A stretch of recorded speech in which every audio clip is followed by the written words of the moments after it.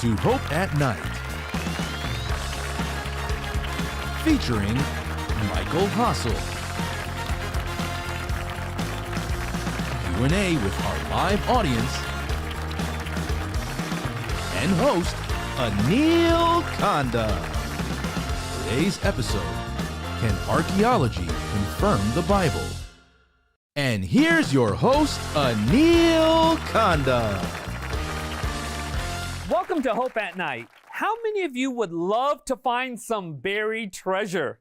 In 1992, a farmer in England lost a hammer in a field and asked his friend if he could use his metal detector to find it.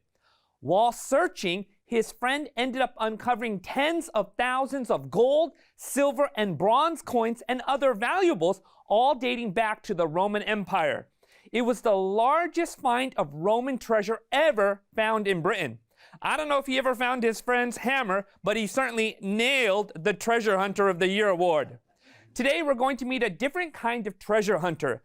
Not someone who finds literal gold, but priceless artifacts and evidences that are invaluable to our understanding of ancient history. Dr. Michael Hasel has worked in the Middle East as an archaeologist for 34 years at 11 sites in Jordan, Cyprus, and Israel. He is a professor of archaeology and Near Eastern Studies and the director of the Institute of Archaeology and the Lynn H. Wood Archaeological Museum. He has written numerous books and articles for journals, dictionaries, and encyclopedias, and has appeared on documentaries for National Geographic. And today, he's on Hope at Night. Let's welcome Dr. Michael Hasel. Thank you. Thanks for being here, Dr. Hasel.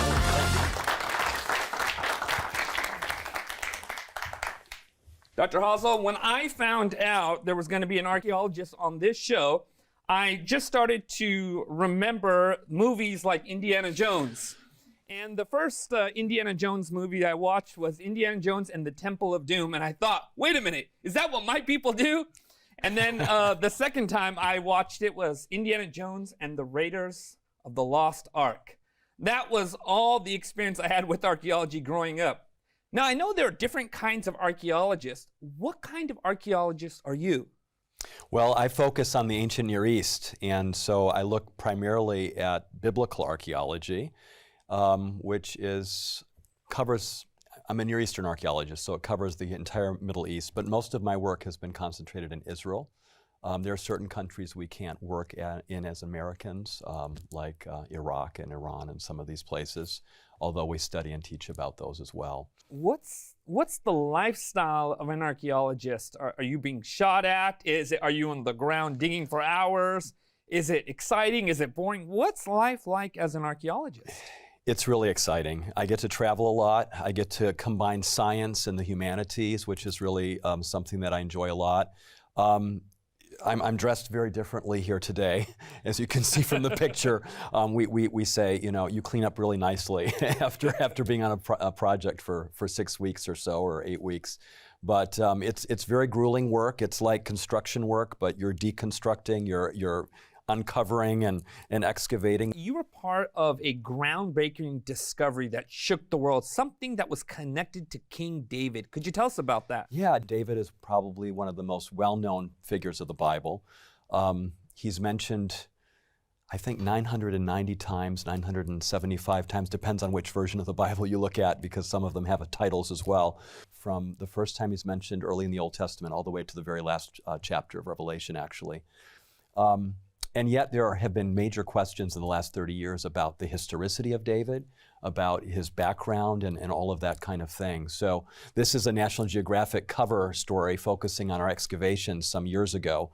We received a grant from National Geographic asking the question, what about King David? What about that search for King David? So are you mentioned in this actual National Geographic special? Yeah, our project is, yes. Wonderful. Yes. So it's been really exciting to work at this project because it connects in so many ways to that very early history of Israel and its first kings. Right. Yeah. So why is David so important for discovery purposes? What does it tell us? How does it confirm Scripture's authenticity?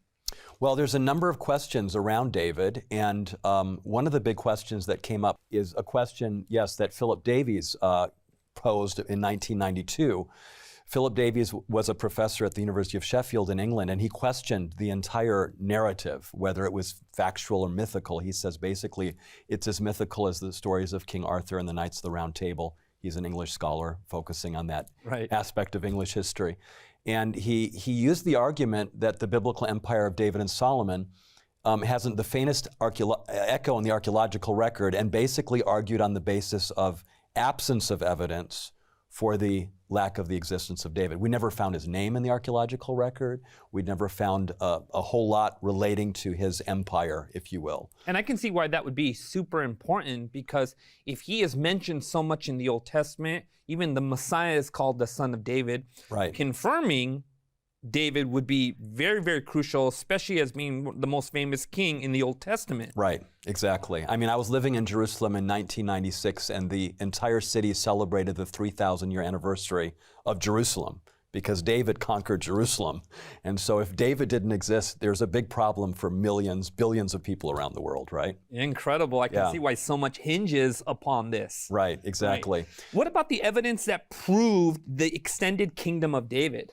Well, again, he used two words in this quote here. He said, as yet, which was a kind of caveat. In science, you never make an argument on the basis of the lack of evidence. Scientists always work on the basis of data.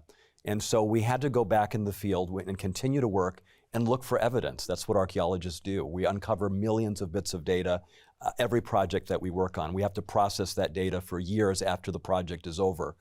And so that's how this project began in 2007 with my colleague at the Hebrew University of Jerusalem, Yosef Garfinkel, a small pilot project, and then he invited me that same year to join as the major American partner in the project. And so we had a dig going on from 2007 till 2013 at a little site called Qeiyafa.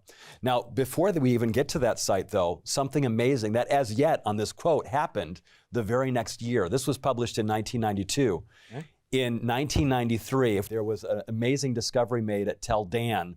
This inscription was found by archaeologists in the very northern part of Israel, right on the border to Lebanon. Tel Dan is mentioned in the Bible. The borders of Israel are from Dan to Beersheba. Over and over again, you read that in the Old Testament. And in this inscription by an Aramean king, we have a reference to a campaign that took place against the kingdom of Israel and Judah, and against the kings of Israel and Judah. And the king of Israel, or the territory of Judah, is referred to as the house of David. Beit David in Hebrew. And that's exactly the way the Bible refers to the kingdom of Judah over and over again in Kings and Chronicles. So when this was found in 1993, we suddenly had David, and he was remembered as the founder of the dynasty 150 years later, because this dates actually 140, 150 years after his reign. That would have been like front page news. This was front page news. This was in the Wall Street Journal. This was everywhere. Yes. Incredible. Yeah. What did the skeptics say as this information started to come out? They were very excited. I would say 99% of the field accepts this as evidence that David existed. There's no question. Interestingly, Davies, though, who published that book, suggested it was a forgery, which brings all kinds of questions about the archaeologists. One of the leading archaeologists who found that used to be the director of the Department of Antiquities in Israel. Anyway, that's another story, but he's in the minority. There's nobody. This is in the Israel Museum on prominent display, and millions of tourists see it every year. Wonderful, man. So when it comes to this discovery, what were the challenges, the other challenges regarding, the discovery of David that just were there? So the mythical argument was the first one. The inscription kind of did away with that argument. Then the argument went to, how big was the kingdom of David? The Bible describes this massive kingdom, his son Solomon building the temple, all these kinds of things. So another couple of scholars, I know these people very well, they wrote this book in 2006, some years later, and they argued, as you can see, there was no evidence for extensive populated hinterland. That is, there wasn't a lot of settlements around Jerusalem. There's no evidence for major buildings or fortifications, no evidence that Jerusalem was a major city. And you can see the argument, no evidence, no evidence, no evidence, no evidence. Right. So they're making the same argument, which is really shocking, because this is not a biblical scholar now like Davies was. These are archaeologists. You don't make arguments from the lack of evidence. You make arguments from evidence. Right, especially when archaeology hinges upon this idea of the doctrine of discovery. We're in the process of learning more, and we can't say something doesn't happen because it may come out in the future. Exactly, and that's exactly what happened after this book was published. We started our excavations in 2007, the next year, and we began to fill those gaps. This is the little site of Qeiyafa. It's in a very strategic location on the road leading up to Jerusalem and on the border to Philistia, and it actually overlooks the famous valley of Elah, where the story and the fight between David and Goliath took place. Probably one of the most famous stories in the Old Testament. And that made it very significant. And what was really important about this site is that as we began to excavate it, we found hundreds and hundreds of pots, vessels, different vessels that dated back to that time period of the 10th century. The pottery that was found in these massive destructions that took place, massive destruction where you have hundreds and hundreds of various types of vessels that are going on and that we're finding there. And these vessels are reconstructible, and they provide a whole chronological anchor point for the period that we're talking about, the period of David. Incredible, incredible. So what was the conversation amongst archaeologists when information, more of this contributing information started to come out? Was there just fair, this is agreement, this is all, yes, this is confirmed now? Or was this something that took some time for them to process? It was controversial because we were going up against a new paradigm, a new revisionist paradigm for history, and trying to argue now for the more traditional approach that archaeologists had accepted for decades. You know, this was not a question until the late, let's say the late 80s, early 1990s that this began to be questioned. So before that time, we had a lot of archaeologists from across the field here at Johns Hopkins University in Baltimore, William Albright, others who accepted this as the foundation for biblical history. But now we had this challenge, right?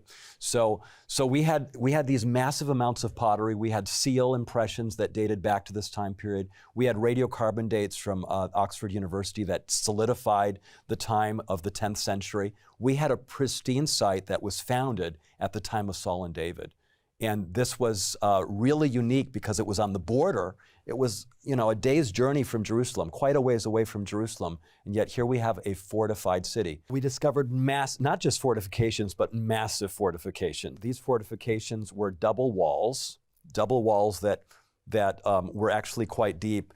The site was only occupied during two periods, the time of Saul and David, and then there was a 700-year gap, and Alexander the Great built over the top of it as well because of its strategic location right at the crossroads there. And so we have this early site with these massive, massive walls, these huge gates, one facing towards Philistia, the enemy, on the other side, the Philistines, and one facing towards the road that leads up to Jerusalem. But these fortifications really were enormous. We're talking about 100,000 tons of stone that were used to build these walls and these fortifications. So not somebody building, you know, a pen for sheep or cows or something like that. So really massive stuff. The design of these walls, actually, this is the gate going in. You can see the drain going out of the gate. That's a drainage system that's moving out of the gate. So they had an extensive infrastructure. It was an infrastructure, exactly. This was not simply something that was built out here on its own. We think this implies organization from Jerusalem or from some kind of capital. You don't put a small garrison fort like this city, which had maybe 500, 600 inhabitants, out by itself. It had to have some backup because it's right on the border to these massive Philistine sites. What do you think the site was used particularly for? Was it just a military outpost? What was it exactly used for? I think it was a military outpost right on the border of Judah to kind of protect that main road that leads up to Jerusalem. Later on in history, we have multiple cities like this. We have Lachish, we have Azekah, we have Sucho, we have Bet Shemesh, where the ark came to after it was captured by the Philistines. All these cities are fortified a little bit later, but this is one of the earliest ones dating back to Saul and David. And you can see, you know, those fortifications are huge too because they answer one of those big questions, right? Did we have fortifications at that time? Right. You can read about that in the Book of Kings and in Chronicles. You see that several of these kings were building fortifications. That's right. right? Like Right. it lines very much with Scripture. Right. That's incredible. And as you're going about, this discovery is taking place, you're seeing more and more confirmation of the Bible's accuracy. You know, when you look at other religious literature, let's say, for example, other ancient Near Eastern accounts, right? What makes the Bible so unique and so different than some of the other accounts from other cultures? That's a really good question.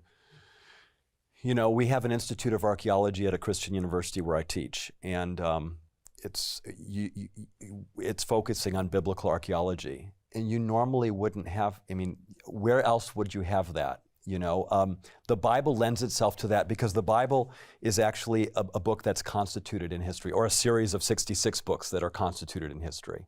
It talks about a God who acts in human history. And in that sense, God allows himself to somehow be tested as well, because we can go back into that history and check all these places, all these geographical locations where God is working with his people and figure out what was going on at that time. You know, archaeologists have now, we've talked about the discovery of the name of David, but we've discovered about 120 names of individuals that are mentioned in the Old Testament. Some of them are famous kings like Nebuchadnezzar or Sennacherib. Others are people that are mentioned in one verse just in passing. And that confirms the historicity and the authenticity of what we are reading when we read these stories. You know, I grew up in the Hindu culture, and in Hinduism, there are many, obviously, God-fearing Hindus and stuff. But, you know, the literature is a lot of myths and stories. Exactly. But many of these don't have archaeological confirmations. It sounds like the Bible is definitely a real book describing real people in real locations. Exactly. Who had real experiences with a very real God. Exactly. And in Hinduism and many of these Eastern religions, it's more ephemeral. They're ideas, philosophies, that kind of thing. This is something that's rooted in everyday life. This is rooted in history. And it makes, God is he's a God who interacts in human history, interacts in our lives. And so that is something that is very, very unique and really makes the Bible unique when compared to all these other major religions out there. You're not going to find an Institute of Hindu Archaeology or Buddhist archaeology or Taoist archaeology because it doesn't lend itself to that kind of investigation. That's incredible. Just more evidence for why we can trust the Scriptures. That's right. But I got one more question for you. Yeah. As someone who has studied the ancient Near Eastern accounts, as you look at these other cultures and their description of history, whether it's creationism, whether it's flood, whether it's some of their kings. What do you notice as distinctives of biblical history versus these other ancient Near Eastern accounts in regards to their understanding of God, of humanity? What do you notice are clear differences here? Oh, I have a list of 24 of those, so it's going to be a little bit more than what we can handle here. But there's definitely a difference between what I would refer to and other scholars have referred to as the mythical view, which the Bible has been accused of, but it really doesn't fit into that genre at all. The mythical view, which is polytheistic, which is pantheistic, where the cosmos and God are the same in one. The Bible teaches that that God is the creator and separate from the cosmos, and it's something very, very different. That allows him to interact in the cosmos. Otherwise, we just all are really part of God, right? In the end, when you boil it down. The other thing that is really, when I compare it to other literature in the ancient Near East, which I've read a lot of, it's very different because those are also polytheistic. Those are all, they worship nature. They deified everything in nature, you know, sun and moon obviously, but then everything else as well. Yeah, one account that I read, they oftentimes, these other creation accounts, for example, they start off with, there was the universe, and then there was a cow, and then the cow gave birth to a god. So in other words, the universe was in existence oftentimes well before the deity shows up. Right. Whereas the Scripture said, wait a minute, God was there in the beginning. God created the heavens and earth. So nature and the universe follows from God's creation as opposed to being something before him. Right. It's very different. Many of these myths in the ancient world are actually, they're theogonies, not cosmologies. They're theogonies. They actually describe the creation of the universe as gods, and they're kind of personified. I mean, the Egyptians had 22,000 gods. Everything was deified.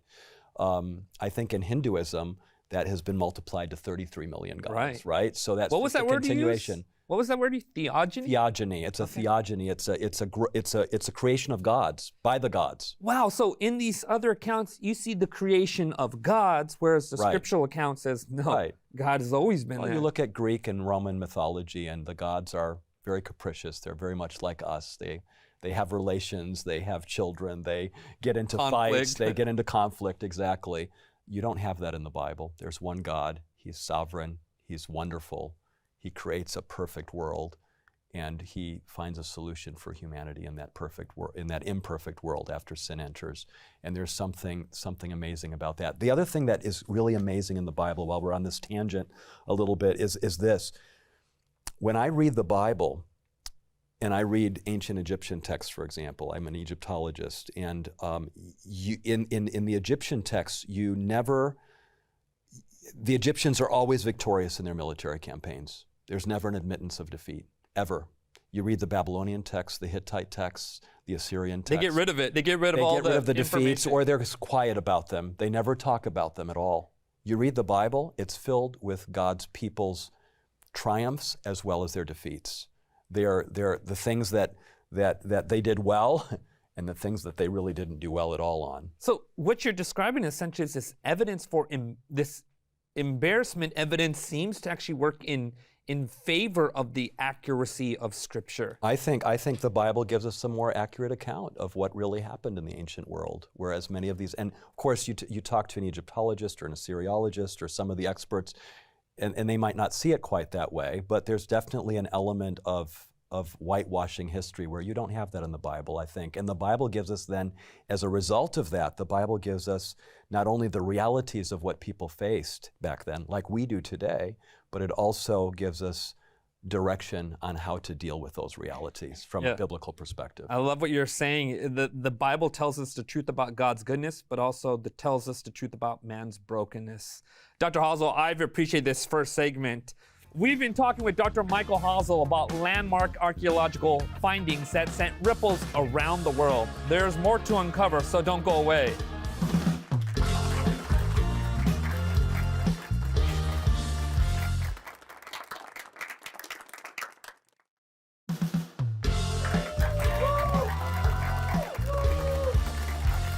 Welcome back to Hope at Night. We've been talking with Dr. Michael G. Hasel, director of the Institute of Archaeology, on evidence he helped uncover on the validity of the biblical story of King David.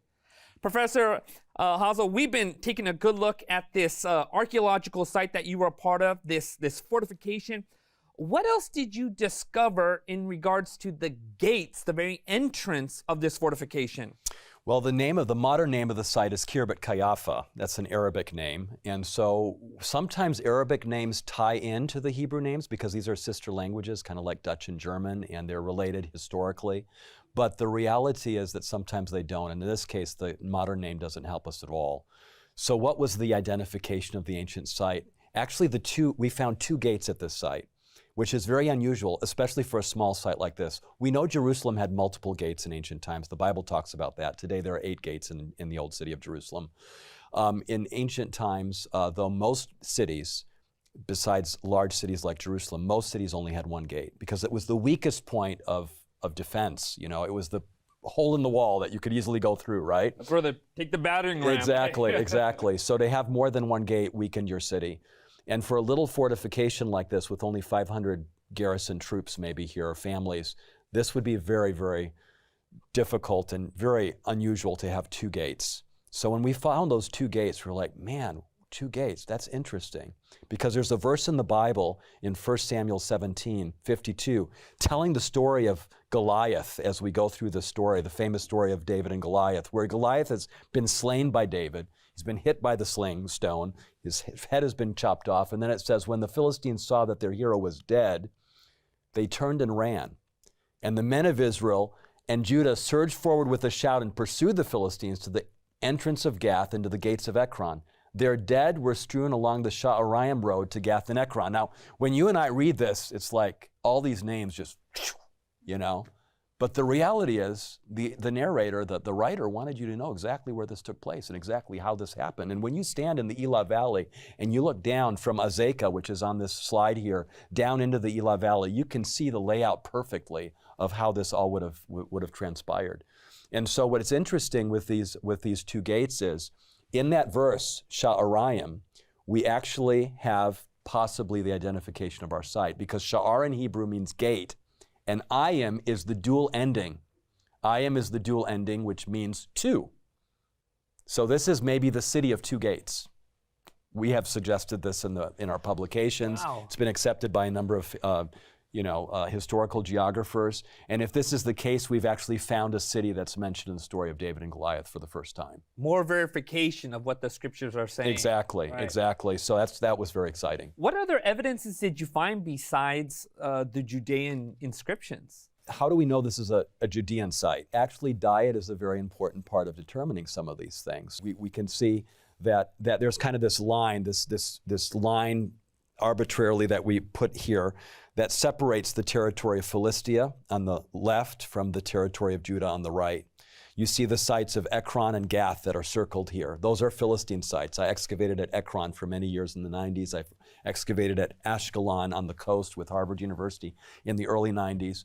We've excavated all those sites.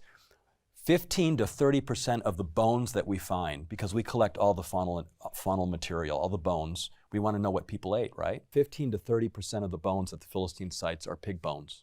Right, and that would indicate that pork pig was part of their diet. Pork was a major part of their diet, right? Major part of their diet. We've also done DNA analysis. This is just very recent, in the last 5 years, 4 years. We've done DNA analysis on those pig bones, and we know that they were not indigenous to this territory. They actually are European pigs. So they were brought in. They were brought in. And where did the Philistines come from? They came from the Aegean world, from Greece, from Mycenae and that area, and brought their culture with them and their diet with them as well. What's interesting at our site of Khirbet Qeiyafa, in 7 seasons of excavation, we've uncovered 25% of the site. We have tens of thousands of bones. We don't have a single pig bone in any of that. Wow. Not a single one. Verification of the Jews were in that place. Exactly. I was there a few years ago, there were 4 buses of tourists that were coming to the site. It's now a national park, by the way. They were coming to the site, and there was a group of students that were being toured by a professor, and as I was walking by, somebody in our group heard my name mentioned, and they said, "Oh, Dr. Hasel's right there, one of the directors." And so I went and talked to this group of young students training to be educators in Israel. And I said, "Tell me, do any of you keep kosher?" And most of them raised their hands because this was a Jewish religious university that they were attending. And I said, "Yeah, well, you know what? That tradition goes back here 3,000 years. They were doing the same thing at this site. This is part of your identity and part of who you are and part of the biblical narrative that we have in Leviticus 11. So that was really exciting. Yeah, wow, it's incredible. Just all this confirmation is just contributing to this idea that this was very much a biblical site. That's right. What about the idea of literacy? Well, literacy was a big problem, and it's one of the major issues that we dealt with, in that book, no evidence for extensive literacy. So the accusation was that literacy was not something common. Exactly, or maybe even non-existent in the 10th century, in about 1000 BC, when David and Saul were around. That's a problem because in the Bible, we have the largest book of the Bible is the Psalms, which is kind of the hymn book for the ancient Israelites.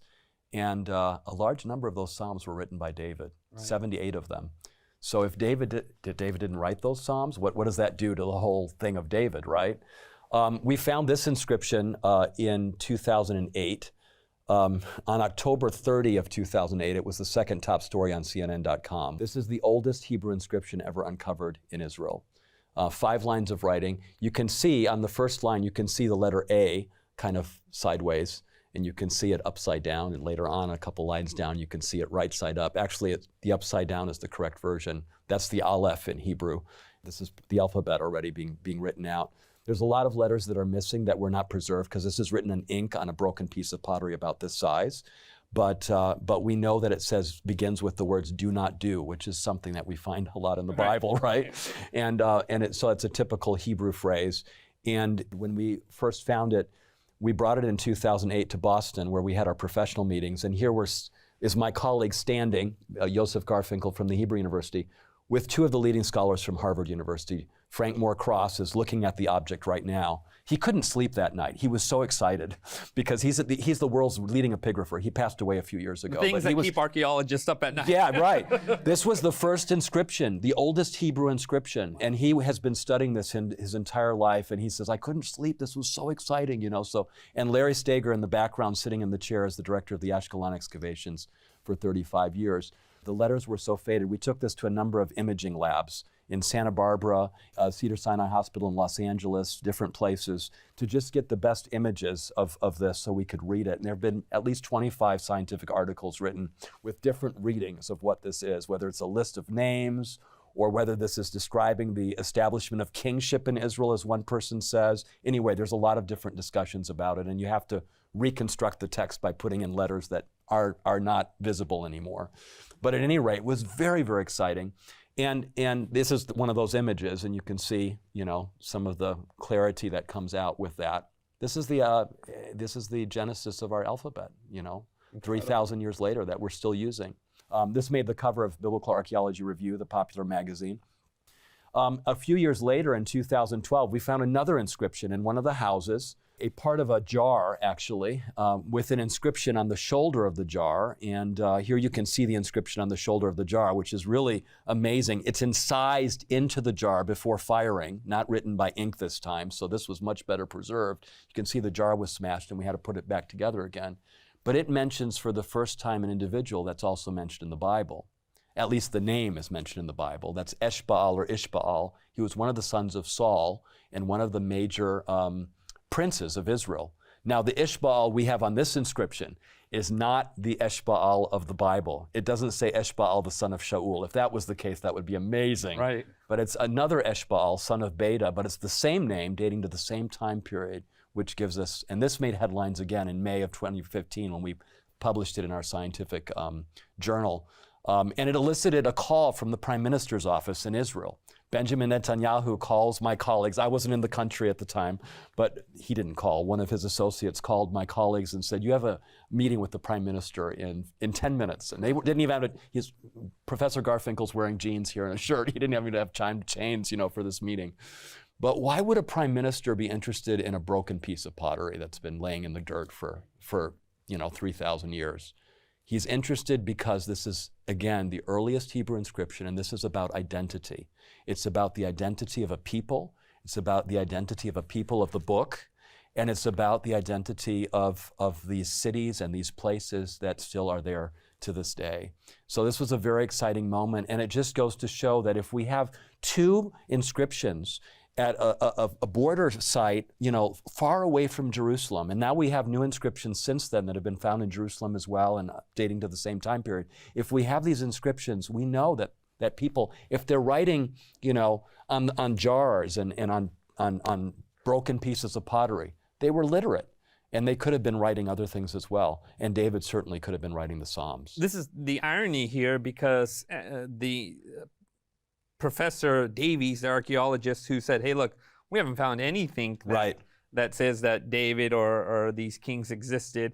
And then right afterwards, it's just been this series of findings confirming. And as far as sites go, Qeiyafa was the first one that we excavated, dating back to that time period. In the last 10 years since those excavations, we have 6 more sites that date to the same time period in the same part of the southern part of Judah. And we refer to the pottery that we find even at those sites now as Qeiyafa pottery, because that our site has become the type site for that what we call Iron Age 2A period. And so it's very exciting, and there's just been an explosion of discoveries now that we kind of know, okay, this period existed, these people existed at this time, and these were Judahite people, Judean people that lived here in this vicinity. It dismisses this idea that David was this just local tribal leader, but that we see that his kingdom was very much extensive, spread out, and recognized exactly how the Bible describes it. Because if you look at this picture, Qeiyafa there, These are, you can still see the roads, the modern roads there. That's the gas station, by the way, where we always get gas, right next to the Philistines there. But anyway, yeah, and Ace Hardware is just up the road, by the way. That's where we get our tools sharpened. But anyway, Qeiyafa was guarding these major roads leading up to Jerusalem. So if you think of I-95 here in the DC area, or the Beltway, you know, what would guard the capital of our country here in Washington, D.C.? What would guard the capital of Jerusalem? These fortified cities. And now we have a whole plethora of them popping up and being excavated right now by other teams. Wow. In addition to your work being found in the academic literature, where else was this documented? Well, we of course publish our results and scientific reports, and we have, I think, 6 volumes now out on our scientific publications as well. And then we've published a popular book called In the Footsteps of King David, Revelations from a Biblical City, which was published by a British press, Thames and Hudson. And that's available for people to purchase as well.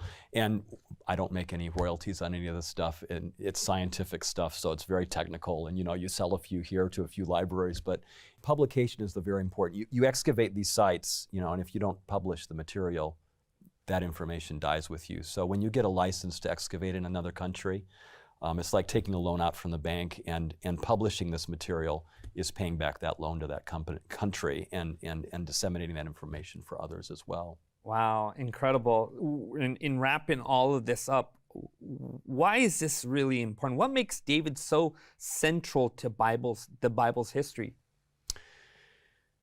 He's hugely important, hugely important.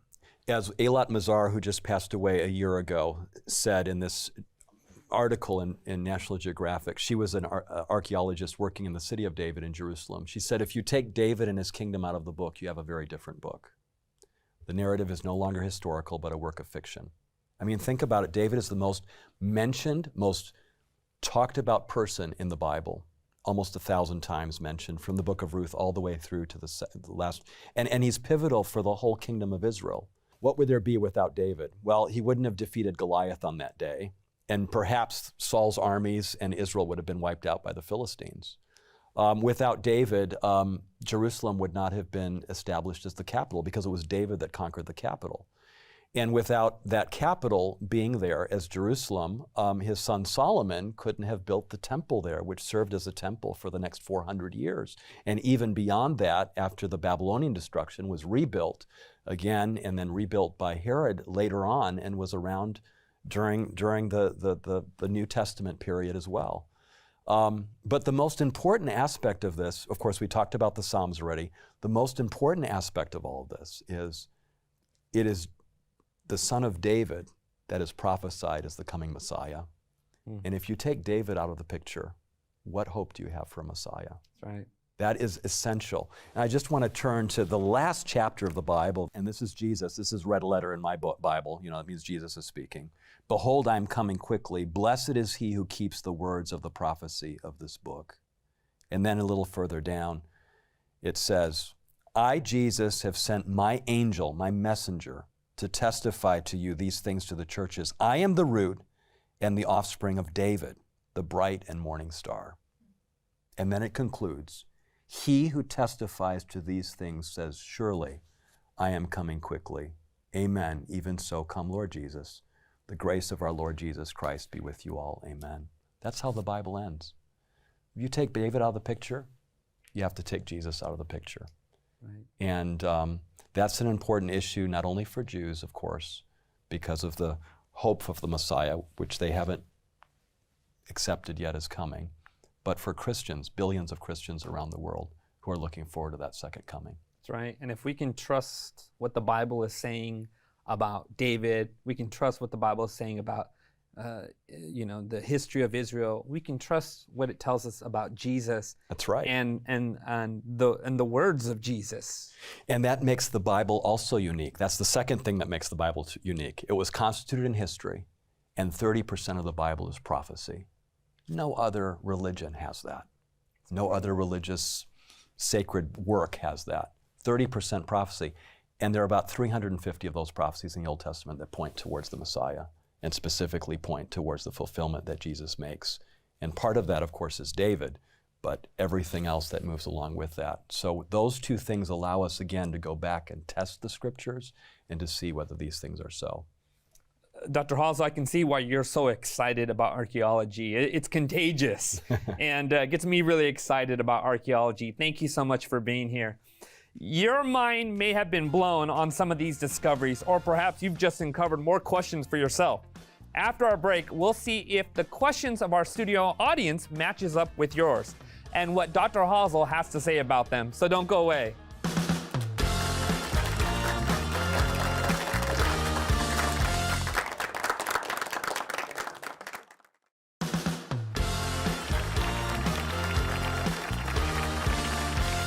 Welcome back to Hope at Night. We've been digging into archaeological evidences with Dr. Michael Hasel and some of his landmark discoveries. Right now, I'd like to turn to our in-studio audience for some questions. We have any questions? Right over there. Why do they make historical inscriptions on pottery? Basically, it was something that was readily at hand. If you walk over a site in Israel, even today, any archaeological site, you have literally hundreds of pieces of pottery on the ground as you're walking. I have tourists that and students that I take over there, and they want to pick them up and put them in their suitcase and bring them home. You're not supposed to do that. But basically, when a pot broke, sometimes they would break into smaller pieces, but you could pick one of those up and just write on that. We get the word paper from papyrus, and papyrus was extremely complex to make in Egypt.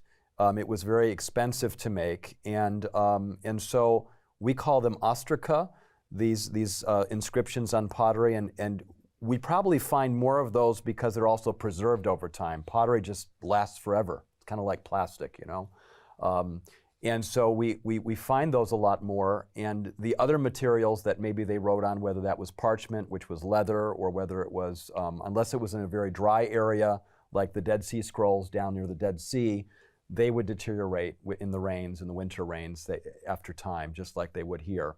So the answer to the question is, they would just pick up a piece of pottery and use that to inscribe with ink. It was readily at hand, it was easy to preserve, and it was something that they didn't have to pay a lot of money for. Right. Let me ask you a question, Dr. Hasel. Do you have any artifacts at your home? No, I'm not allowed to have artifacts in my home. I have a museum. I curate a museum at our university, and we have a lot of artifacts there. Gotcha. Yes. Okay. I can imagine the temptation. Yeah. Any other questions? Right over there. Hi, we talked a lot about evidence for David and other historical figures in the Bible, but I was wondering if there was also evidence to bring in the presence of God in these people's lives. So how do you find that in the archaeological record? One of the big problems in the Iron Age, that is the Old Testament biblical period, is we don't have a lot of inscriptions. That was part of the accusation we had by Professor Finkelstein and others who said, the lack of evidence. So we're beginning to find more of those, but even today, we have 6 inscriptions that are, partial and sometimes broken and sometimes not complete. But we have another very important source, and these are seals and seal impressions, which was like the ancient signature of an individual. They would wear these either as a ring around their finger or around their necks. And in Jerusalem in particular, and other sites too, we have found hundreds of seal impressions. This is the impression they would make in clay with their seal. Then they would put that on a document and send the document off. If they used papyrus or parchment or whatever, they would tie a string around it, send that off to another person. And so we have these, and they all contain the names of individuals. And in those names, by the way, Hebrew names all have meanings. Our names do too. We don't always know what they are, but they have meanings. My name is Michael, and it ends with E-L, and E-L or L is the generic Semitic term for God. So my name means who is like God. Daniel means God is my judge. So all these names had meanings. And a study was done some years ago by Jeffrey Tigay on the onomastica, or these names on these seals. Was a professor at University of Pennsylvania. And he discovered that 94% of these names on these sources all had the theophoric or God element of either Yahweh, the personal covenant name of God, or El, the name of God, often referred to in the Bible as Elohim. And this tells us that people who named their children named them in ways that was reminiscent of their faith and of their religion. And he made a very compelling case that even though we may not have many images because they weren't allowed to make images, the second commandment, we have this element that indicates that there was some continuity of religion over centuries of time. It showed their faith in God. It showed their worship of God. Yes, exactly. If you're gonna name your child that. Now, of course, today we have many Christian names, and that doesn't mean we necessarily are practicing Christians or practicing Jews if we have a Jewish name. That may just be part of the heritage that we've inherited, you know? But it shows anyway that is culturally rooted in the people, and that continued on through the centuries. I saw a meme that said, stop naming your children after biblical names if you're not practicing it. They said, earlier today I got robbed by Abraham. So, Oh boy. Any other questions? Right over there. How in the city with only 2 gates did the army communicate across the long distances? Yeah, that's a very good question. And I think if I understand your question, it also is relating to, you know, there were no cell phones back then. How did they communicate with Jerusalem? How did they communicate? Well, these sites are actually, Jerusalem is on 2,700 feet above sea level. And then you have the hill country, and these sites are kind of in the foothills leading from the coastal plain, from the Mediterranean coastal plain, in the foothills leading up to Jerusalem. And we know today, based again on some of these inscriptions that have been found on pottery, there was a whole cache of them that were found by James Leslie Starkey at Lachish, another site that I excavated recently. And in the 1930s, he found a whole grouping of these in the gate of the city that had been placed there just before the Babylonians destroyed the city on their way up to destroy the temple in Jerusalem. And in that particular case, one of those, we call it the ostraca number 4 in this group of inscriptions, it said, "Beware, we are searching for the signal fires of Lachish because we no longer can see the signal fires of Azekah." So these are 2 cities. And in Jeremiah, who was a prophet at that time and predicting that these things would take place in the future, he actually writes and says, of all the cities of Judah, only 2 cities still remained outside of Jerusalem, Azekah and Lachish. Wow. So here we have a text in the gate of Lachish, probably sent there as a last-minute warning message. We're looking, they're like smoke signals, you know, like the natives of this country used to do. And we're communicating. We no longer see the signal fires of Azekah, which means it was already captured and destroyed by the Babylonians. Watch out, you're next. And we know the next step. We know what Jeremiah says. Now we have the text at Lachish, and we know Lachish was destroyed next on the way up to Jerusalem. So yes, from that little bit of evidence, we know that that's one way they could have communicated. Any other questions? Right over there. In order for the average person to find these historic and scientific facts, they have to be very curious.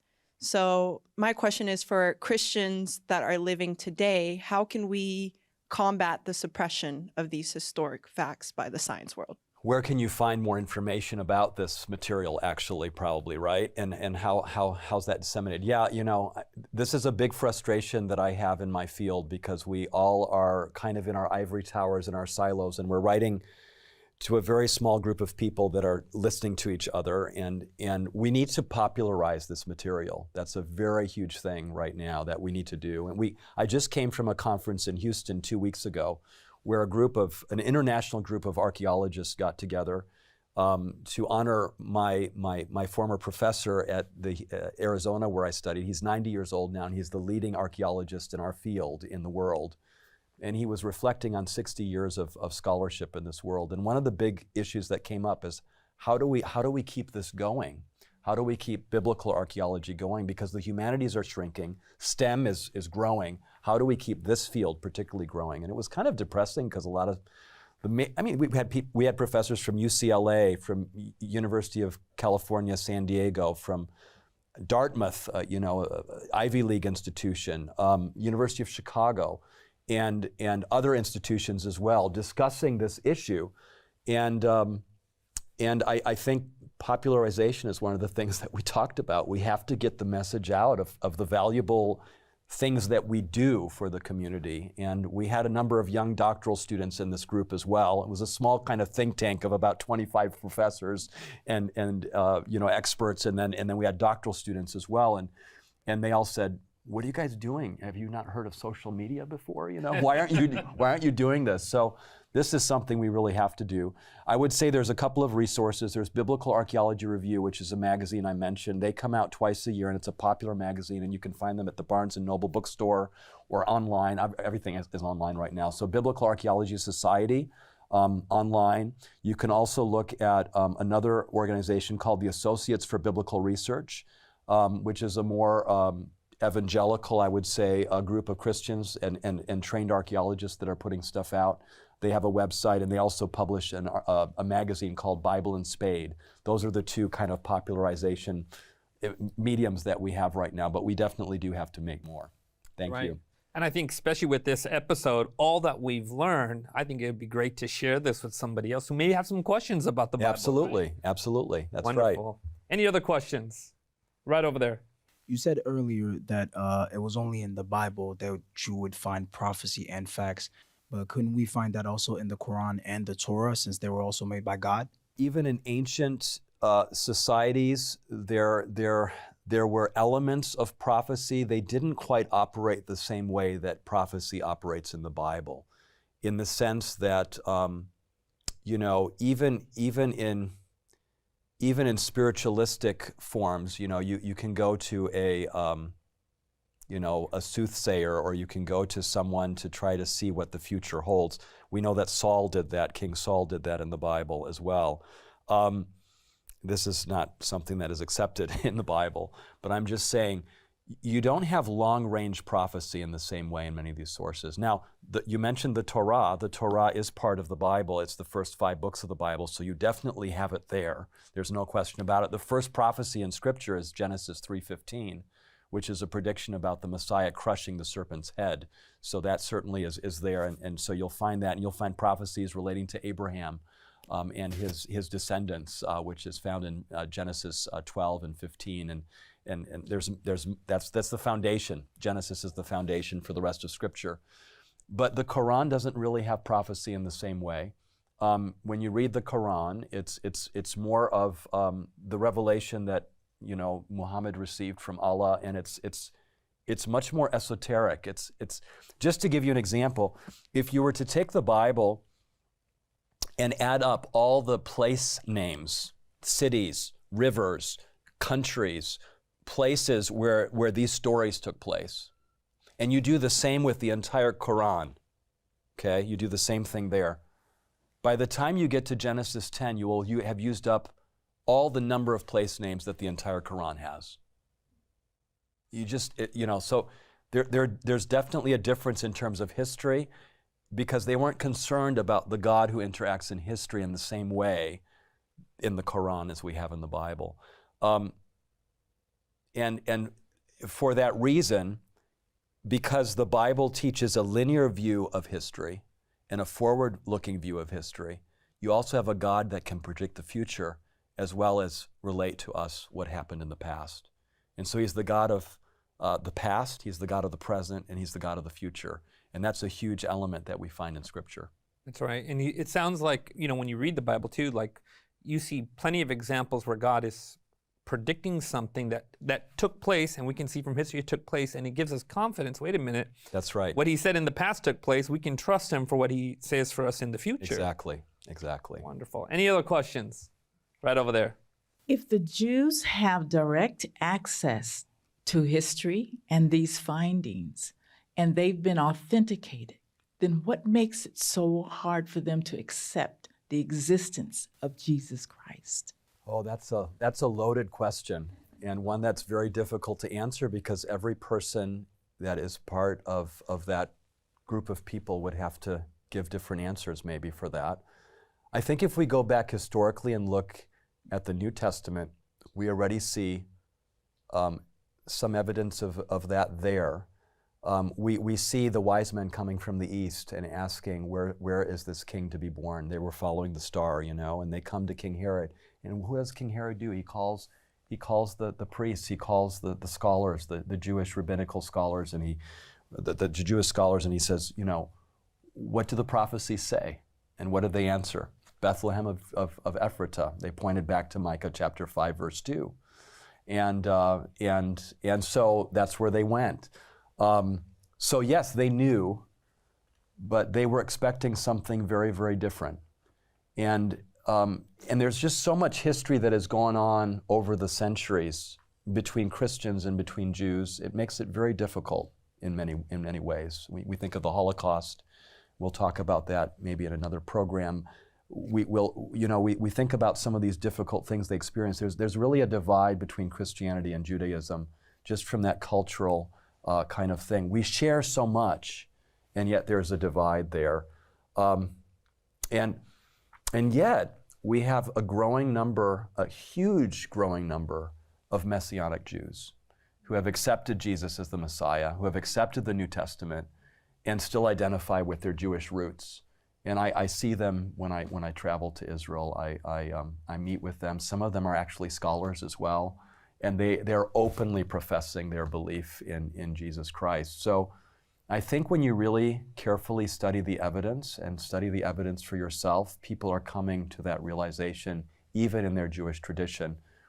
And of course, we have to understand the first apostles, the first disciples of Jesus, they initially saw themselves as true Jews who had accepted Jesus as the Messiah. And the concept of Christianity was something that came a little bit later in time as that movement continued to grow. Thank you so much, Dr. Hasel. This has been an exciting journey into biblical archaeology. It's fascinating, and I'm excited for what the future holds in regards to the things you're going to share with us in the future. So, thank you. This whole discussion has been sending shivers down my spine. Biblical archaeology provides yet more evidence that if what the Bible had to say was true about King David and the various cities mentioned in the Bible, then what it has to say about God must also be true.